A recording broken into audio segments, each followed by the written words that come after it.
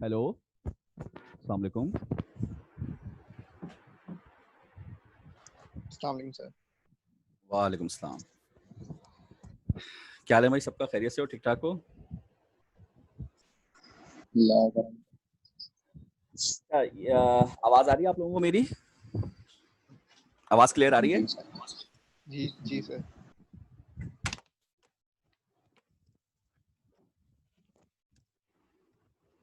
तो तैयारी जा रही है सही ईएमएस की? मंडे को पेपर है ना आप लोगों का? भाई तैयारी कर रहे हो या नहीं कर रहे हो?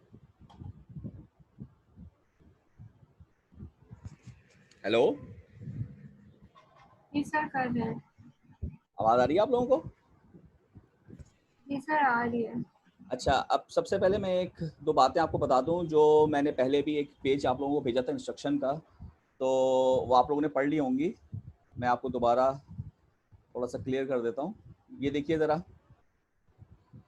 ये पेज दिख रहा है आप लोगों को? जी सर। जी सर। अच्छा, यही आपके पेपर का फ्रंट पेज होगा, ठीक है जी। ये पूरा पेज इंस्ट्रक्शंस पर है, तो इसको ज़रा देख लीजिए जल्दी से। सबसे पहले हमारा 29 जून को पेपर है और टाइमिंग 9:30 से 12:30 है, तो याद रखिए 3 घंटे का पेपर है आपका, ठीक है। कुछ बच्चे कंफ्यूज हो गए थे, शायद 3 घंटे से ज़्यादा टाइम का पेपर है, नहीं, पेपर सिर्फ 3 घंटे का है। और आपको इल्म होगा क्योंकि वो जो हमारी वो आई थी ना इन्विजिलेशन शेड्यूल जो आया है, या यूँ कह लीजिए कि आपका डेट शीट जो आई थी, उसमें आपका टाइम आई थिंक लिखा है 9:30 से 1 बजे, ऐसे ही है कि नहीं? जी जी जी। तो बेसिकली वो 9:30 से 1 से कंफ्यूज बच्चे हुए हैं, तो इसलिए मैं आपको क्लियर कर दूं कि पेपर आपका 9:30 से 12:30 है। आधा घंटा आपको सबमिशन टाइम के लिए दिया है, यानी 1 बजे के बाद किसी की सबमिशन अलाउ नहीं होगी, एक्सेप्ट नहीं की जाएगी, ठीक है। अब कैसे होगी वो अभी हम बाद में देख लेंगे, परेशान होने की जरूरत नहीं। बहरहाल 3 घंटे का पेपर है। इसका मतलब सिंपल ये है कि 12:30 के बाद आपने पेन, बल्कि 12:30 पर पेन रख देना है, 12:29 पे आपने तैयारी शुरू कर लेनी, जैसे कि आप क्लासरूम में करते थे। तब आप सबमिट आराम से करा सकते हैं, अदरवाइज फिर आपका प्रॉब्लम हो जाएगी, पूरा पेपर आपका रह जाएगा। अच्छा, अब जरा आगे आते हैं। सबसे पहले पहली इंस्ट्रक्शन है यूज A4 और ग्रेटर देन A4। तो भाई सिंपल बात यह कि आपने एक ऐसा पेज पे काम करना है, चाहे वो लाइनों वाला हो, बगैर लाइनों वाला हो, या जो आपकी आसानी हो जिसमें, वो पेज आप इस्तेमाल करेंगे। बस इतना कंडीशन है कि वो A4 से छोटा ना हो, सिंपल A4 के बराबर हो कम से कम, या A4 से बड़ा भी हो तो ठीक है। क्यों? क्योंकि अब कोई बच्चा कॉपी के पेज पे शुरू कर दे, छोटे छोटे पेजों पे, तो वो तो कोई 50 पेज बन जाएंगे, तो वो स्कैन ही करता रहेगा बैठकर, और चेकिंग करने भी अजाब हो जाएगी। तो इसलिए एक स्टैंडर्ड रखा है कि मिनिमम A4 का साइज होना चाहिए, ठीक है। ये क्लियर पहली इंस्ट्रक्शन? कोई प्रॉब्लम? हेलो। सेकंड, क्लियर है सर। आपको अपनी हैंड राइटिंग में लिखना है, इसका मतलब कोई किसी भी किस्म की टाइपिंग अलाउ नहीं होगी। सब कुछ आपने अपनी हैंड राइटिंग में करना है, हैंड रिटन होने चाहिए।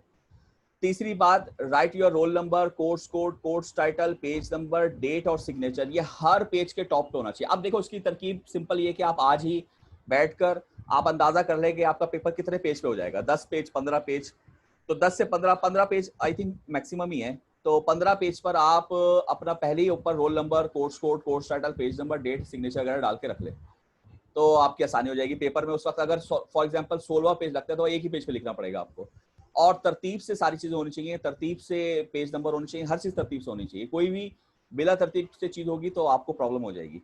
तो ये काम आप कर लेंगे तो आपका टाइम बच जाएगा, उस वक्त आपको करना नहीं पड़ेगा, ठीक है। अच्छा जी, तमाम पार्ट को सीक्वेंस में सॉल्व करना, ये तो पुरानी इंस्ट्रक्शन है। Start every question from a new page. हाँ, इसमें आप देख लें कि अगर मेरे भाई, अगर आपका फॉर एग्जांपल एक क्वेश्चन है जो कि पेज के स्टार्ट होते ही खत्म हो गया, 2-3 लाइन में खत्म हो गया, तो फिर आप नए पेज पे ना जाएं, 2-3 लाइन छोड़ के एक बड़ी सी लाइन लगा लें, स्ट्रेट लाइन, और नीचे बड़ी सी हेडिंग दे दें, क्वेश्चन 1 खत्म हुआ है तो क्वेश्चन 2, और यहाँ से शुरू कर दें। लेकिन अगर आधे से ज्यादा पेज पर एक क्वेश्चन चला गया, खत्म हो रहा है, तो फिर उसके नीचे शुरू करने से बेहतर है कि आप नए पेज पर चले जाएं, ठीक है जी। अच्छा, सबमिट करना है आपको तमाम क्वेश्चंस को सीक्वेंस में, और उसके ऊपर पेज नंबर हर पेज पे होना चाहिए। ये बहुत जरूरी है क्योंकि आपको पता है कि आंसर शीट तो होगी नहीं, ऑफलाइन यानी सॉफ्ट एग्जाम है आपका, उसमें अगर आपका ये उल्टा पुल्टा हो गया तो आपको मार्क्स ही नहीं मिल पाएंगे। वजह उसकी कि जब हम चेक करेंगे तो हमें पता ही नहीं चलेगा कि ये क्या चल रहा है। तो जब तक तरतीब से पेज नहीं होंगे, एक सीक्वेंस में नहीं होंगे, और ऊपर पेज नंबर नहीं लिखा होगा, तो ये आपका काम खराब हो जाएगा। तो इसको आपने बड़े ध्यान से काम करना है। उसके बाद नेक्स्ट ये आप सब जानते हैं और ये अब आप मुझसे कंसेक्यूटिव तीसरा कोर्स पढ़ रहे हैं, तो ये इसका लेवल तीसरा लेवल हो जाएगा हार्डनेस का, ये बात ध्यान में रखिएगा। तो अब ये बिल्कुल एक्सेप्टेबल चीजें नहीं होंगी कि आप क्वांटिटीज बगैर यूनिट के लिखे चले जा रहे हैं, इसके अब नंबर कटना मजीद ज्यादा हो जाएंगे। नेक्स्ट पॉइंट मैं पहले बता चुका हूँ, 3 घंटे की का एग्जाम है और 30 मिनट आपको सबमिशन के हैं। अच्छा ठीक है, ये आपके लिए है कि आप इसको जरा प्लान करके खत्म करेंगे। और 10 क्वेश्चन 5 पेज, ये तो पुराना लिखा हुआ है, ये हो सकता है 8 हो 10 हो 7 हो, ये डिपेंड करता है, वो हर पेपर में इंस्ट्रक्शन बदल जाएगी। आगे चलिए, things to do after you finish the exam. देखिए सबसे पहले आपको स्कैन करना है, इसके लिए मैंने आपको बताया था कि कैम स्कैनर की ऐप इस्तेमाल कर लें या कोई और ऐप। अच्छा इसके लिए मैं एक चीज बता दूं, ये कैम स्कैनर की ऐप जो है ये शायद फास्ट ने परचेज कर ली है, या जो भी पीछे फिनोमिना हुआ है मुझे नहीं पता, मगर इसका प्रीमियम वर्जन जो है वो फास्ट की आईडी से मिल रहा है। तो आप इसको अगर इंस्टॉल कर रहे हैं तो इसको प्रीमियम वर्जन को आप फास्ट की आईडी से अगर लॉगिन करेंगे तो प्रीमियम वर्जन आपको मिल जाएगा। तो हर पेज पर कैम स्कैनर की स्टैंप भी नहीं आएगी जब आप स्कैन करेंगे, तो ये एक बहुत बड़ा फायदा मिल रहा है। तो यही कर ले तो ज्यादा बेहतर है, नहीं तो कोई और ऐप कर ले। भारत स्कैन क्लियर होना चाहिए और कटिंग के साथ यानी क्रॉप के साथ एक चीज होनी चाहिए, इसलिए कैम स्कैनर बहुत फास्ट से काम करता है। मैंने हमेशा यही इस्तेमाल किया है, इसमें स्कैन किया वो ऑटोमेटिकली बहुत हद तक आपको डाटा की पेज की जगह पर वो आपको ले आएगा। आपने उसको क्रॉप किया और जब आप ओके करेंगे तो मैजिकल कलर से वो बहुत ज्यादा ग्लोरीफाई हो जाएगी चीज और बहुत ज्यादा क्लियर हो जाएगी, वाजे हो जाएगी, नजर आएगी। और जब आप सारे पेजेस कर चुकेंगे तो सबको सिलेक्ट ऑल करेंगे और शेयर विद पीडीएफ करेंगे तो खुद ब खुद पीडीएफ बन जाएगा। तो आपकी सारी मेहनत खत्म हो जाती है इस ऐप के थ्रू। तो भाई अगर किसी के पास इंस्टॉल है तो आप अनस्टॉल करके अगर दोबारा इंस्टॉल करेंगे तो लॉगिन आप एनयू की आईडी से करिए, मैंने भी ऐसे ही किया था। तो एनयू की आईडी से आप लॉगिन करेंगे, आपको प्रीमियम वर्जन मिल जाएगा, ये आपको फायदा देगा। अच्छा एक फाइल बनानी है तो इसमें कुछ बच्चों को प्रॉब्लम हुई थी, मेरे भाई ये कैम स्कैनर से अगर आप एक फाइल बनाएंगे ना तो इसमें साइज बहुत छोटा होता है। तो अगर 15 पेज को मैं स्कैन करता हूँ या 20 पेज को मैं स्कैन करता हूँ तो मेरे हाल से साइज अगर आप लोग भी कुछ इस्तेमाल करते होंगे तो आपको आइडिया होगा 5-6 MB से ज्यादा नहीं होगा, 7-8 MB हो जाएगा, बल्कि भी ज्यादा ही कह रहा हूँ मैं, 5 MB 6 MB के अंदर ही होगा साइज। तो जाहिर है पेपर अब इससे बड़ा तो होगा नहीं, तो 25 MB तक आपको सपोर्ट करता है एनयू ईमेल। इट मींस कि अगर आप एक फाइल बना रहे हैं तो वो इतनी बड़ी नहीं होगी कि आप ईमेल ना कर सकें अगर इस ऐप के थ्रू कर रहे हैं। अगर वैसी तस्वीरें खींचना शुरू कर दी तो वो तो एक तस्वीर ही 3 MB की भी हो सकती है, 4 MB की भी हो सकती है, तो फिर तो वो काम खराब हो जाता है, बहुत बड़ा डाटा। इसलिए आपको कहते हैं कि ऐप ये वाली कोई स्कैनर ऐप इस्तेमाल करें, साइज आपका बहुत रिड्यूस हो जाएगा। उसके बाद रीनेम करनी है आपको फाइल, ये आप जानते हैं तरीकेकार, ये कोर्स कोड आपका होना चाहिए, उसका सेक्शन होना चाहिए जो भी है आपका, और यहाँ पर आपकी रोल नंबर होगा और फाइनल एग्जाम। ये स्टैंडर्ड वे में आपको नाम रख के सेंड करना है। अच्छा अब सेंड कहाँ करना है, सबसे मेन पॉइंट ये होता है, तीसरा पॉइंट ये लिखा है, इस पॉइंट को आप पढ़ लीजिएगा लेकिन मैं आपको एक्सप्लेन कर देता हूँ, आपको ज्यादा बेहतर तौर पे बात समझ में आ जाएगी। देखिए आपने करना क्या है, जैसे ही 12 बजे नहीं सॉरी 12:30, आपका 9:30 से 12:30 पेपर है, जैसे ही 12:30 बजेंगे इट मींस 12:30 पर आपके हाथ में पेन नहीं होना चाहिए, 12:30 पे आपने पेन रख दिया।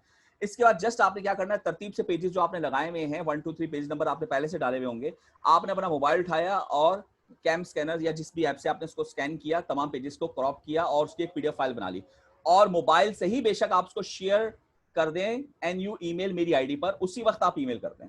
तो ये मैक्सिमम अगर आप 12:30 ये काम करेंगे तो 12:40 तक ईमेल हो जाएगी या 12:45 तक चले हो जाएगी, ये मैक्सिमम कह रहा हूँ। तो आपने सबसे पहले मुझे ईमेल करनी है, एनयू की मेरी जो आईडी है उस पर आपने ईमेल करनी है।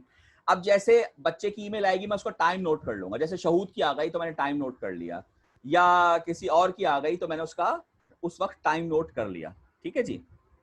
तो आपका टाइम नोट हो जाएगा, अब आप लेट नहीं काउंट होंगे। तो ईमेल आपकी लाजमी तौर पर 12:30 से पहले आ जाए, वैसे ईमेल तो मैं बता रहा हूँ ना 12:15 तक भी, यानी कि बहुत ज्यादा टाइम है, आ जानी चाहिए। 10 मिनट में आप स्कैन कर लेंगे, 5 मिनट बहुत ज्यादा है ईमेल के लिए, खैर। लेकिन 12:30 के बाद ईमेल फिर कुछ भी एक्सेप्ट नहीं होगा। जब आप ईमेल कर चुकेंगे, जैसे मिसाल के तौर पर आपने 12:15 ईमेल कर दी मुझे, तो उसके बाद अब आपका काम है 12:30 सॉरी यार वो 12 बजे से ही मैं हिसाब लगा रहा हूँ, समझ जाओ ना मेरी बात, समझ तो रहे होगे। यानी आपका 9:30 से 12:30 पेपर खत्म हुआ ना, तो 12:45 सही है, 12:45। तो 12:30 बजे आपने काम स्कैन स्टार्ट किया, 12:40 तक स्कैन हो गया, 12:45 यानी 12:45 तक आपकी ईमेल आ जानी चाहिए इंशाल्लाह ताला, ठीक है एनयू पर। तो 1 बजे आपका एनयू ईमेल का लास्ट टाइम होगा, उसके बाद वो फिर आप खतरे में आ गए, वो लेट हो जाएगा, वो फिर पेपर चेक नहीं होगा अगर 1 के बाद चला गया, ठीक है, वो फिर कमेटी शमेटी पता नहीं क्या मसला होगा, तो आप आपको एक से पहले, यानी ये आपकी फिर सबमिशन ही नहीं होगी अगर ईमेल नहीं आई। तो इसलिए मैंने स्लेट पर ये बात नहीं रखी है, मैं सिर्फ ईमेल पे रखी है क्योंकि स्लेट प्रॉब्लम कर जाता है। तो आपने ईमेल करनी है मुझे लाजमी तौर पर 1 बजे से पहले, तो 12:45 तक मैं कह रहा हूँ ईमेल आपकी स्मूथली अगर काम चल रहा है तो आ जाएगी। ठीक है, अब देखें फॉर एग्जांपल आपने ईमेल मुझे कर दी, ठीक है, 1 मिनट रुकिएगा।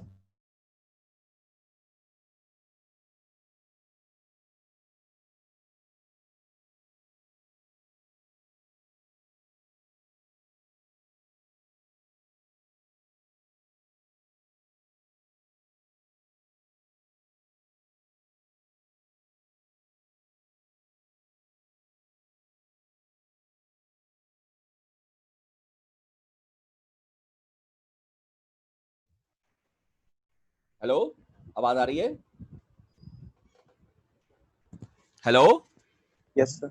जी जी जी सर। सर। अच्छा, मैं आपको ये बता रहा था कि 12:45 बजे तक जैसे आपकी ईमेल आ गई किसी भी स्टूडेंट की, मिसाल ले लेता हूँ, जैसे जैन अभी बात कर रहा था, जैन ने मुझे ईमेल कर दी।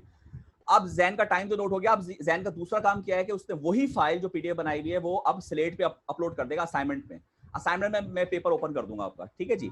तो स्लेट पे आपने अपलोड करनी है, जब आपकी स्लेट पे फाइल अपलोड हो जाएगी तो आपका काम खत्म होगा। ठीक, तो आप अपलोड करके स्लेट पे अपलोड करके उसके बाद आप फारिग जा सकते हैं। फॉर एग्जाम्पल कि किसी ने ईमेल तो कर दी मगर स्लेट पे उसके अपलोड नहीं हो पा रही, मसला है, तो भाई ये करना लाजमी है, क्योंकि हर वो बच्चा जिसका स्लेट पर अपलोड यानी कि होगा, और ईमेल तो जाहिर आप कर ही देंगे, स्लेट पे अपलोड होगा उसी का पेपर चेक होगा। स्लेट पे अपलोड जिसका नहीं होगा उसका पेपर चेक नहीं होगा, क्योंकि मैं आपको पहले बता चुका हूं कि आपका लर्निंग मैनेजमेंट सिस्टम स्लेट है, तमाम डाटा आपका स्लेट पे होता है और रहेगा। यहीं पर आपके तमाम हायर बॉडीज जो हैं वो यहीं पर आपके पेपर देखेंगी। ईमेल तो हम इसलिए करवा रहे हैं कि स्लेट जो है ना वो आपको पता है कि वो प्रॉब्लम कर जाता है, इसलिए ये ईमेल का रखा है कि यार चलो 2 ऑप्शंस हो जाएं कि एक ना रहे बच्चे का, बच्चा सिक्योर हो जाए। वरना अगर ये मसला ना होता ना तो हम स्लेट ही रखते सिर्फ। तो स्लेट पे करना लाजमी है, तो भाई आप स्लेट पे करेंगे। फॉर एग्जांपल अभी नहीं हो रहा भाई, 10 मिनट बात कर लो, 1 बज गया, 1:30 बजे कर दो, 1:15 बजे कर दो, उसका टाइम का मैं बता रहा हूँ, उसमें मैंने इशू नहीं रखा, लेकिन आपने करना है। ऐसा नहीं है कि आप छोड़ के चले जाएं उसको। फॉर एग्जाम्पल किसी की लाइट चली गई और चार्जिंग भी नहीं है, तो चलो लाइट आ गई उसके बाद वो अपलोड करे, लेकिन करेगा लाजमी। मैं 1 से 1:30 तक चेक करूंगा, स्लेट जो नहीं आएगी फिर इंडिविजुअली उन बच्चों को फिर मैं पकड़ूंगा कि भाई ये स्लेट पे क्यों नहीं आपका अपलोड हो रहा है। ठीक है, तो आपने स्लेट पे अपलोड करके फारिग होना है। अच्छा, अब इसमें एक और मसला आएगा, बच्चे कहेंगे सर स्लेट में पेपर कैसे मिलेगा? तो भाई सुबह आपका 9:30 पेपर स्टार्ट होगा, इंशाल्लाह ताला 9:28 पर मैं आपको ईमेल कर दूंगा पेपर सबको। यहां पर भी आप स्लेट से मतलब आजाद हो गए। 9:28 या 9:29 पर मैं आपको ईमेल कर दूंगा। तो अगर 28 पे भी करता हूं तो 29 और 29 पे करता हूं तो 9:30 एग्जैक्ट आपको पेपर मिल जाएगा। तो 28 पे सोच रहा हूं कर दूंगा, 29 तक आ जाएगी, आप 30 तक डाउनलोड करके स्टार्ट कर देंगे। ठीक है जी, तो आपको ईमेल पे मिल जाएगा। अच्छा, स्लेट भी 9-9:30 बजे ओपन हो जाएगा, तो स्लेट पे जाने की जरूरत ही नहीं है कि आप वहां जाकर अपना टाइम वेस्ट करें। आपको ईमेल से पेपर मिलेगा, डाउनलोड करें, स्टार्ट कर दें काम, दैट्स इट। और आखिरी बात, वो इसमें इंस्ट्रक्शन भी लिखी है, डॉक्टर आतिफ भी बता चुके हैं कि आपकी जो फाइल ईमेल होगी और जो स्लेट पे आएगी, both files must be same, एक जैसी, एक ही होनी चाहिए। ठीक है ना, एक ही फाइल आप करेंगे, उसमें कोई चेंज नहीं होना चाहिए। ये चीटिंग केस कंसिडर किया जाएगा, क्योंकि जाहिर है आप ईमेल करेंगे और फिर स्लेट पे अगर डिफरेंट होगी तो रिकॉर्ड तो स्लेट वाला बन रहा होगा, चेकिंग हम ईमेल से कर लेंगे या तो मसला। इसलिए मैंने तो ये सोचा है कि दोनों फाइल सामने रखूंगा, स्लेट की भी ईमेल की भी, और अगर उसमें फर्क हुआ तो वो सीधा डीसी कमेटी को चला जाएगा केस। तो मेरे भाई, और ये प्रूफ के साथ जाएगा, इसमें कोई इनकार भी नहीं कर सकता कि मैंने थोड़ी किया है। ये तो पॉसिबल नहीं है ना कि पीडीएफ में खुद ब खुद चेंज हो जाए। तो मेरे भाई ये बिल्कुल हरकत आपने नहीं करनी। वही फाइल आप पीडीएफ जो बनाएंगे ईमेल करने के बाद उसी को आप जल्दी से स्लेट पर अपलोड कर देंगे। अच्छा, असाइनमेंट के कॉलम में आपका पेपर होगा। ठीक है जी, ये मैंने तकरीबन तमाम आपको चीजें बता दी। आखिरी चीज है वार्निंग, ये बड़ी इंपॉर्टेंट है। देखिए इसमें 2 बातें लिखी हैं। पहली बात ये है कि ओपन बुक एग्जाम हमारा ये जरूर हो रहा है, मगर याद रखिए ये ओपन डिस्कशन एग्जाम नहीं है। क्या मतलब हुआ इसका कि इसमें आपने इंडिविजुअल पेपर देना है, यानी कि आपको डिस्कशन अलाउ नहीं होगी किसी से भी, चाहे अपने घर वालों से या अपने दोस्तों से या किसी भी जरिए से। आप बुक से रेफर कर सकते हैं, आप इंटरनेट से रेफर कर सकते हैं, आप बाकी रिसोर्सेज ई बुक्स वगैरह या जो भी आपके पास है उससे आप रेफर कर सकते हैं, वो आपको अलाउ है, मगर डिस्कशन अलाउ बिल्कुल भी नहीं है। ये पहली बात, बच्चे समझ रहे हैं शायद हमने साथ बैठ के पेपर देना है, ये ऐसा नहीं है, ये अनफेयर मीन में काउंट होगा। ये हो गई पहली बात, याद रखिएगा ये बात। दूसरी बात, कॉपिंग इज नॉट अलाउड, ये लिखा हुआ है यहाँ पे, कॉपी अलाउ नहीं है। अच्छा, अब इससे मुराद क्या है? इससे मुराद ये है कि ये आगे बात लिखी हुई भी है कि if you get any help from the book then you have to write it in your own wordings. No marks will be assigned to the solution of that particular question which you have copied from the book or any other resource। ये काम आप लोग कर चुके हो अभी mock exam के अंदर। मुझे बड़ा गुस्सा आया था देखकर जब भी मैंने इंस्ट्रक्शन लिखी। भाई मॉक एग्जाम में जैसे पार्ट बी था फील्ड करंट फाइंड आउट करने का, तो फील्ड करंट में आप लोगों ने पूरा बुक से छाप दिया, जबकि जरूरत ही नहीं थी, वो तो न्यूमेरिकल था, तो बुक से छाप नहीं किया। तो इसी तरह असाइनमेंट 3 में भी आपने यही काम किया है, सारा सब लोगों ने कॉपी किया, मैंने उनको नंबर आधे आधे दिए इसी वजह से कि भाई कॉपी कर रहे हो यार बैठकर। तो मुझे एक बात बताओ, ये फाइनल एग्जाम में अगर आपने किसी जगह से कॉपी करके लिखना है तो एग्जाम लेने की क्या जरूरत है? बस आप फिर पूरा पूरा कॉपी करो, लिख दो, उसके कोई नंबर नहीं मिलेंगे। अगर आपने कहीं से ओपन बुक एग्जाम का मतलब ये होता है सिर्फ आपने मेमोराइज नहीं करनी चीजें, आप रेफर कर सकते हैं, हेल्प ले सकते हैं, फार्मूला देख सकते हैं, दैट्स इट। बाकी आप अपने जहन से चीजें लिखेंगे, सवाल भी थोड़े से ट्विस्टेड होंगे, सीधे सीधे नहीं होंगे, और उन ट्विस्टेड सवालों का जवाब आप अपनी अकल से ही देंगे। कॉन्सेप्ट आपके पास होना चाहिए। तो भाई कॉपी कुछ नहीं करना, क्योंकि कॉपी के कोई नंबर नहीं मिलेंगे, आप अपनी वर्डिंग्स में लिखेंगे, और जाहिर है अपनी वर्डिंग्स में आप लिखेंगे तो हर किसी की डिफरेंट होंगी, एक जैसी तो होंगी नहीं। तो अगर एक जैसी छपाई आ रही होगी तो फिर नंबर किसी को भी नहीं मिलेगा, सबको जीरो ही होगा उस सवाल के अंदर, चाहे छापने वाला हो या छपवाने वाला हो, जो भी हो वो कॉपी में तस्वर किया जाएगा। बस ये बात आपको जहन में रखनी है, ठीक है? तो यहाँ तक हमारी इंस्ट्रक्शंस कंप्लीट हो गया। अच्छा, तीसरी बात कोर्स के हवाले से, तो भाई आपका कोर्स सारा आएगा फ्रॉम लेक्चर, मैं कल बता चुका हूँ, पहले भी मैंने बताई थी बात, from lecture 1 to lecture last lecture, सारी चीजें इंक्लूडेड हैं फाइनल एग्जाम के अंदर, कोई चीज स्किप नहीं है, each and everything will be included in final exam. Okay, बस यहीं तक मेरी ये इंस्ट्रक्शन की डिस्कशन है। तो इसके बाद कोई सवाल है तो पूछिए।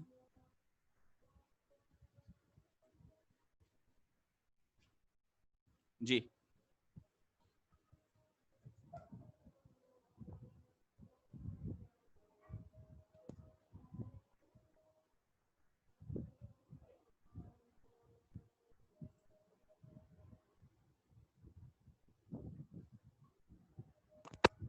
हेलो हेलो, आवाज आ रही है आप लोगों को? जी सर आ रही है। हाँ, मैं कह रहा हूँ कोई सवाल है तो पूछिए, कोई एग्जाम से रिलेटेड या कोई और सवाल भी चलो हम लेंगे, पहले एग्जाम से रिलेटेड पूछ लें, फिर कोई कॉन्सेप्चुअल मसला है तो वो भी पूछ लें। जी,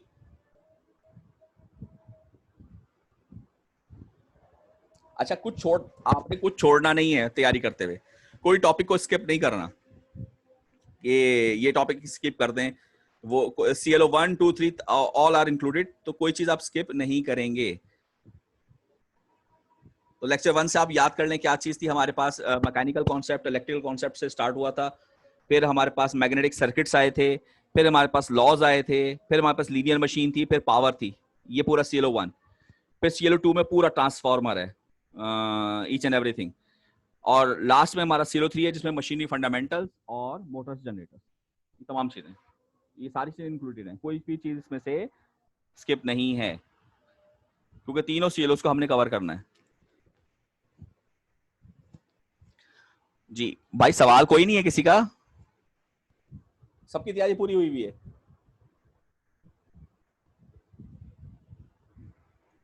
सर एक मैं सवाल पूछना चाह रहा था पूछो। मोटर्स से। अच्छा, पेपर से अ, रिलेटेड तो कोई क्वेश्चन नहीं है ना? नहीं सर, पेपर से रिलेटेड तो नहीं है। हाँ पूछो, मोटर का। सर मैं ये कह रहा था कि जैसे मैग्नेटाइजेशन कर्व है ना, वो मतलब एग्जांपल्स में तो मतलब 3 एग्जांपल्स में एक ही कर्व दिया हुआ है, और वो कर्व जो ग्राफ है वो open circuit terminal voltage VT और IF का दिया हुआ है, सही है? VT अब नहीं होता, जब हम EA का होता है वो, VT नहीं होता, E सर होता है, IF। लेकिन सर उस पे फिर ओपन सर्किट टर्मिनल वोल्टेज क्यों लिखा होता open circuit terminal voltage EA ही तो होता है, जब ओपन है? सर सर्किट ये टर्मिनल तो फिर EA ही बचेगा ना, IRA तो होगा नहीं। नहीं, जैसे सर देखिए, अब IF जो आपने जो मॉक एग्जाम में जो न्यूमेरिकल दिया था, मॉक एग्जाम में? उसमें अब जी सर, अभी जो मॉक हुआ था अच्छा इसमें अब आईएफ जो हमने कैलकुलेट किया था उससे हमने ये निकाला था ग्राफ से। हाँ, तो ये निकाला इसका था ना, यही मतलब तो है मैं भी कि कह रहा हूँ। मैं भी तो ये यही कह रहा हूँ, निकाला था। ये निकलेगा। हाँ, यही तो मैं भी कह रहा हूँ, ये आएगा, वीटी नहीं होगा। सर ये तो मतलब ग्राफ ये का है ना, ये और आईएफ का। हाँ, ये और आईएफ का ही होता है ना यार। तुम भूल गए क्या अच्छा। नाम है शऊद, ये ये देखो, हम लोगों ने ये बात शुरू में की थी पहले चैप्टर के अंदर कि ये जो मैग्नेटाइजेशन ग्राफ होता है ये किसके बिलोंग होता है, याद है आपको? ये होता था फ्लक्स वर्सेस एमएमएफ, एमएमएफ। ठीक है ना? तो एमएमएफ का ताल्लुक किससे है? एनआई। तो अगर करंट डायरेक्टली से सही। प्रोपोर्शनल बनाऊंगा तो ये करंट का ग्राफ एक्सिस बन सकता है। ठीक है, हाँ जी इसी है। तरीके से फ्लक्स किसके बराबर होगा? ई ए हाँ हाँ, सही सही सही। के फाई पाई ओमेगा। ओमेगा। तो अब अगर k कांस्टेंट हो, जैसे यहाँ पर n कांस्टेंट था तो i के प्रोपोर्शनल आ गया। अगर k कांस्टेंट हो, बल्कि k तो कांस्टेंट ही होता है, अगर ओमेगा को भी मैं कांस्टेंट कर दूं तो ये प्रोपोर्शनल आ गया फ्लक्स के, नहीं आ गया? और ये जो ग्राफ बनता है ये किसी एक स्पीड पे बनता है, यानी ओमेगा इसका कांस्टेंट होता है। तो ये मैंने बात हाँ करवाई जी थी सर। आप लोगों को कि फ्लक्स के बजाय हम ईए लिख सकते हैं, तो ईए वर्सेस आईएफ होता है, वीटी नहीं होता। वीटी जब होगा जब सही आईए सही। 0 होगा, वो तो एक स्पेशल केस है, तो आप ईए कहेंगे, ठीक है ईए सर। Versus if. ठीक है, बात समझ में आ गई? जी सर। और कोई सवाल? जी, कोई और बच्चा या कोई कोई भी क्वेश्चन पूछिए।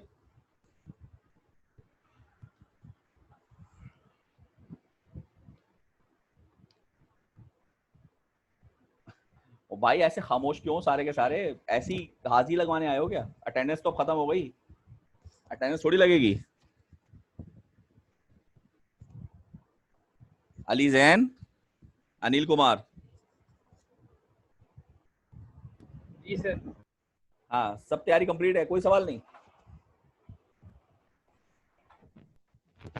अभी थोड़ी बाकी है सर, थोड़ा सा बाकी है। मतलब जितना कर लिया उसमें सब क्लियर है, ये तो पूछ रहा हूँ।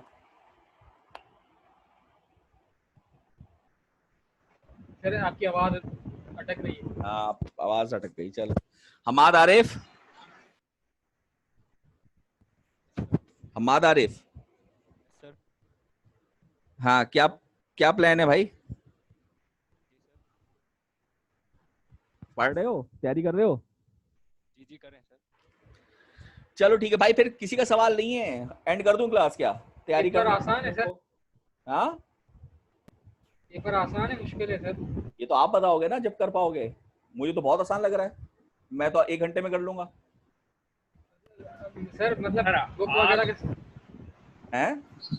सर आप मतलब 1 सर घंटे में हमारे करेंगे तो 5-6 हम कब घंटे लग ही करेंगे? जाएंगे। और क्या। तो बस वही तो कह रहा हूँ, ये तो अब तुम लोग बताओगे ना पेपर के बाद, मैं कैसे बता सकता हूँ अभी?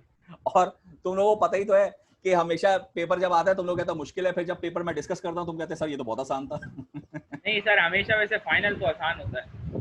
अगर वैसा ही है तो फिर ठीक है। नहीं वैसा लेकिन नहीं होगा, जाहिर है ओपन बुक है, लेकिन ये कि कॉन्सेप्ट जिसके क्लियर हैं, जिसने ध्यान से पढ़ा है उसके लिए कोई प्रॉब्लम नहीं होगी, ये बात मैं क्लियर बता। अच्छा, एक और बात भाई, बहुत सारा डाटा जो होगा ना वो आपकी स्टूडेंट आईडी पे डिपेंड कर रहा होगा, ठीक है ना? तो हर किसी का डिफरेंट होगा, तो बिल्कुल भी वैसे भी छापने का कोई फायदा नहीं होगा, और बुक से भी डिफरेंट होगा। तो वो जरा ध्यान से कैलकुलेट करना है, क्योंकि लास्ट टाइम जब मैंने आप लोगों को दिया था तो उसमें घपले भी बहुत बच्चों ने किए थे, अपनी आईडी ही नहीं ऐड कर पा रहे हैं। तो भाई, और दूसरी बात ये कि मिसाल अगर मैंने 18K की दी है तो जो 18K का है वो 18K करेगा, जो 16K का है या 15K का है वो क्यों 18K करेगा भाई? वो अपनी आईडी करेगा। तो हर बंदा अपनी आईडी का सम करेगा और रिक्वायर्ड वैल्यू के सम में डालेगा, तो वो हर किसी की वैल्यू डिफरेंट आएगी, हर किसी का आंसर डिफरेंट आएगा। और मे बी, एक बात कह रहा हूँ, किसी सवाल के अंदर आपका रिजल्ट आउट ही हो जाए बिल्कुल, क्योंकि जाहिर है जब डिफरेंट डाटा होगा तो आउट ऑफ वे भी जा सकते, लेकिन वो जब होगा काम सही कर रहे हो आप, ऐसा ना हो काम गलत करके चले जाएं। तो अगर काम सही किया होगा और अगर किसी का बिल्कुल आउट क्वेश्चन चला गया है उस डाटा की वजह से, तो उसको नंबर मिल जाएंगे, ठीक है? उस पर कंसर्न करने की जरूरत नहीं है। तो बहुत सारी चीजें इसमें से ऐसी ही होंगी, तो वो आपको खुद समझनी है, पार्ट ऑफ सोल्यूशन हो गई, याद रखिएगा। वो मैं नहीं बताऊंगा आपको, वैसे भी मैं तो होऊंगा ही नहीं, शुरू में मैं थोड़ी देर के लिए होऊंगा, उसमें आप पूछ लें, बाकी नंबर आपके पास है, अगर कोई बहुत बड़ी प्रॉब्लम हो तो आप मुझे कॉल कर लीजिएगा। मगर ये बात ध्यान में रखें कि मैंने इन पार्ट्स के मार्क्स रख दिए हैं, ठीक है ना? तो मार्क्स रखने का मतलब ये है कि मैं थोड़ी बताऊंगा आपको, मैं बताऊंगा तो वो नंबर तो फिर मुझे मिल जाएंगे, आपको तो नहीं मिलेंगे। तो अगर आप एग्री होंगे इस बात से कि सर नंबर काट लें बता दें और आप नंबर ले लें, तो मैं बता दूंगा फिर। लेकिन ऐसा है नहीं, वो पार्ट ऑफ सोल्यूशन है, आपको खुद समझना है। और वैसे भी आप यूनिवर्सिटी स्टूडेंट हो, छोटे बच्चे थोड़ी हो, पढ़ो उसको क्या लिखा है खुद समझो कि भाई उसमें बहुत सारी चीज़ों में डाटा इसी तरह से होगा, अपनी स्टूडेंट आईडी पे डिपेंड कर रहा होगा, तो आप उसको पढ़ें समझें और उसको इस्तेमाल करें, ठीक है ना। तो बिल्कुल ऐसे नहीं होगा कि डाटा आपको मिल रहा है जी इतना वोल्ट है इतना ये है तो ये निकाल दो, ये तो जाहिर है फिर आप फिर पेपर ही क्या हुआ। तो कुछ इसी तरह की चीज़ें होंगी। बाकी थ्योरेटिकल चीज़ें हैं, जो थ्योरी है उसमें जाहिर है आपको थ्योरेटिकल कॉन्सेप्ट पूछे जाएंगे, तो वो जाहिर है आपको किसी बुक में तो नहीं मिलेंगे, वो कहाँ से मिलेंगे, वो जाहिर आपके जहन से आएंगे। जो आपके पूरे हमने 48 क्लासों 50 से ऊपर क्लास हो गई इस दफ़ा, तो 50 से ऊपर क्लासेस में जो हमने पढ़ा है वो उसी से रेट करेगा। कोई ऐसी चीज़ मैंने नहीं पूछूंगा जो हमने उन क्लासेस में पढ़ी ना हो, पढ़ी हुई चीज़ ही पूछूंगा, इससे बेफिक्र है। मगर जाहिर है तैयारी होगी तो आप जवाब दे पाएंगे, अगर तैयारी नहीं करेंगे तो कहाँ से देंगे जवाब, ठीक है ना। बस इस तरह का होगा कुछ हिसाब किताब, तो बस आपको ध्यान से करना है। और हाँ, वो वाली बात तो सबको पता ही है कि भाई लाइटों का आजकल आपने कंडीशन देख ली है, पागल कर दिया। जब से हमारे पेपर स्टार्ट हुए हैं लाइटों का ये सिस्टम हो गया, तो भाई आप पहले से ही सारा चार्ज करके रखें अपना लैपटॉप मोबाइल तमाम चीज़ें, और इंटरनेट का पैकेज होना चाहिए आपके पास, ताकि आपको ये प्रॉब्लम ना हो। और वैसे भी ये प्रॉब्लम एक्सेप्टेबल भी नहीं होगी अगर एंटरटेन ही नहीं की जाएगी, अगर कोई कहेगा, क्योंकि ये आपको गाइडेंस मिल चुकी है। अब जाहिर अगर कोई नहीं कर रहा तो ये तो फिर खत्म, फिर क्या कर सकते हैं, ठीक है ना। तो ये चीज़ आपके पास होनी चाहिए। बाकी इंशाल्लाह ताला 9:30 तक आपको ईमेल मिल जाएगी। इन केस अगर 9:30 ईमेल नहीं मिले तो मुझे फौरन आपने कॉल करनी है, ठीक है। खासतौर पे सीआरस वगैरह जो हैं तो वो फौरन मुझे कॉल करें, बताएं कि सर ये क्या है। और अगर एक मतलब एक को नहीं मिल रहा सबको मिल गया तो फिर भाई सबकी एनयू की आईडी तो चल रही है ना, क्योंकि एनयू की आईडी पे भेजूंगा मैं। एनयू की आईडी सबकी ऑन होनी चाहिए, उसी पे अब मिल जाएगा आपको, अदरवाइज स्लेट से निकाल लीजिएगा, आपकी मर्जी है। और कोई सवाल? सर ये सीएलओ का थोड़ा बता दें सर, वो जितना अभी सीएलओ मिड वगैरह हो मैंने गए। बताया था आपको, सीएलओ सर आपने बोला था मार्क्स बता देंगे ओबी से देखकर सबके, जिनके हाँ, मसला होगा, जिनके जरूरत मतलब नहीं है रुका ना मार्क्स बताने की। अब मार्क्स बता के क्या करूंगा? आपने एसयू ग्रेड दिया है क्या? जी सर मैंने जी तो सर, जी जी। अच्छा, तो किसी को इंडिविजुअल पूछने हो तो फिर मुझे मैसेज कर दे, मैं उसको बता दूंगा। लेकिन फिलहाल अगर आपके नंबर सेशन में अच्छे हैं तो अच्छे ही होंगे ना सीएलओ। भाई सेशनल से भी तो पता चल जाता है ना। मिसाल के तौर पर किसी के नंबर 40 हैं सेशनल, तो जब 40 सेशनल में है तो जाहिर है सीएलओ में भी हाई ही होंगे ना, कौन से कम होंगे, ठीक है ना। तो लेकिन फिर भी जिन्होंने एसयू लिया है तो मतलब बिल्कुल ऐसा ना करें कि वो बिल्कुल कहें कि मैंने अगर फॉर एग्जांपल 40 नंबर है मेरे सेशन में तो 10 नंबर ही अटेम्प्ट करके आऊंगा वो पता चला 10 नंबर से 2 नंबर कट गए था, यू में आ गए।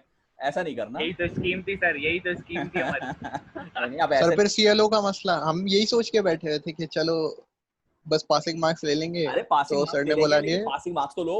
अब अगर तुम 40 नंबर हो 10 नंबर का पेपर अटेम्प्ट कर रहे हो, 2 नंबर वैसे ही गलत हो गए, फिर सर 48 आ जाएंगे नहीं सर, अटेम्प्ट तो जाहिर सी बात है बंदा पूरा ही करता है, लेकिन फिर फायदा क्या है एसयू का जब सीएलओ आपने क्लियर ही करना है पूरे, बाद सही में बात है। सीपीओ पे यार जाना पड़ेगा। सीएलओ क्लियर से 50 नंबर से होता है, ज्यादा से थोड़ी होता है 50 नंबर। मतलब सर फाइनल में तो 50% लेने पड़ेंगे ना, जैसे 100 का फाइनल बन रहा है तो हर कोई हर सीएलओ में 50-50 तो लेने ही है। हाँ तो बस ये है ना कि जैसे आपको वैसे भी तो पास होने के लिए 50 चाहिए ही ना, 50 से कम पे तो आप यू में चले जाओगे, पास तो हो गई नहीं ना, तो 50 तो वो तो लेनी है। सेशनल के मिला के है ना। हाँ तो बस तो भाई सेशनल जो आपके आए हैं मैं आपको बता रहा हूँ ना, सीएलओ 1 जो है जी वो मिड 1 तक का था काम, आई थिंक मिड 1 से पहले तक का, यानी ट्रांसफार्मर से पहले का। और मिड जी सीएलओ 2 जो है वो ट्रांसफार्मर है पूरा, और सीएलओ 3 जो है वो मशीन्स है। तो इससे आपको अंदाजा हो जाएगा कि किस सीएलओ में मुझे थोड़ी, यानी क्योंकि 50 नंबर जो आपके आए हैं उसमें तो आपको पता ही है ना कि किस सीएलओ में मेरे कितने आ रहे थे, वो तो आपके ही नंबर है ना, आपको पता होंगे, ऐसे ही है ना, जी सर, पता है ना।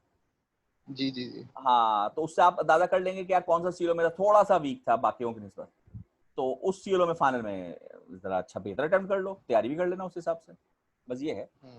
लेकिन इतना कोई बड़ा मसला नहीं है, हो जाएगा। वैसे भी जब पूरा पेपर आप अटेम्प्ट करेंगे तो निकल ही आएंगे नंबर यार, अगर सेशन अच्छे हैं तो। मतलब एसयू में इतना प्रॉब्लम आई थिंक होना नहीं चाहिए।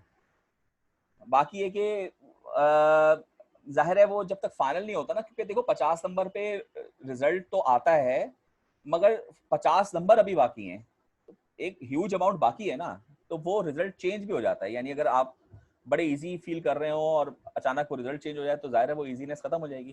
तो मेन हमारा ये फाइनल के बाद ही पता चलता है रिजल्ट क्या आ रहा है। अभी तो बेहतर ही है, मैंने सीएलओ का रिजल्ट देखा था, कोई इतना मुझे तो प्रॉब्लमेटिक नहीं लगा, ठीक है ना।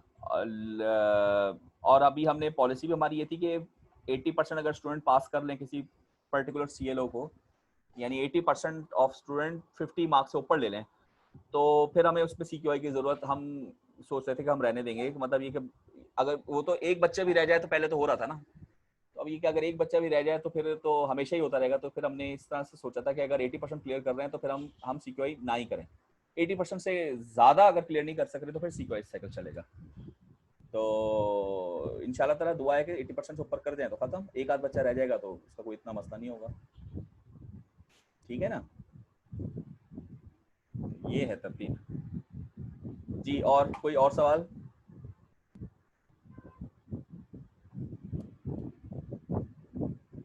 अरे 1 मिनट रह गया है, फिर मीटिंग खत्म होने वाली। कोई और सवाल किसी का नहीं है? चलें ठीक है, बस ये मीटिंग एंड हो रही है। कोई और चीज हो तो मुझसे आप ईमेल पे या व्हाट्सएप पे पूछ लीजिएगा, ठीक है। आउटलाइन देख लीजिएगा, ठीक मैंने है सर। अपडेट कर दिया, आउटलाइन अपडेटेड मैंने स्लेट पे डाल दी है, देख लीजिएगा, जी ठीक है। सर चलें सर फिर। हाँ बोलो, अब एंड हो रहा है। सर अगर सीएलओ का पता लगाना हो तो मैं आपको मैसेज कर दूं व्हाट्सएप पे? हाँ कर देना। Thank you sir. चलो ओके, अल्लाह हाफिज। हाँ। आप